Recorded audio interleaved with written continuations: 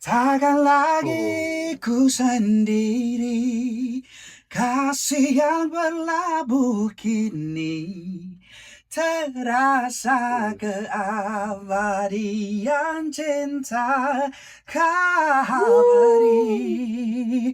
Mungkinkah aku bermimpi sebahagia begini?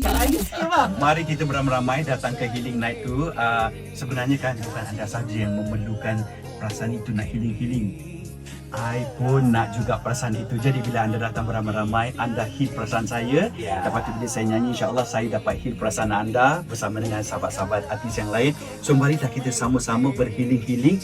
Kita sama-sama, orang kata, share memory kita di sana. Dan kita simpan memory sampai bila-bila. Sesuatu yang berbeza. Healing Night, konsert mana ada orang pernah buat kan? Jemput anda semua datang beramai-ramai. Marilah kita sama-sama dalam satu area ni kita heal diri kita sama-sama. Anda heal saya heal anda. So datang. Okey.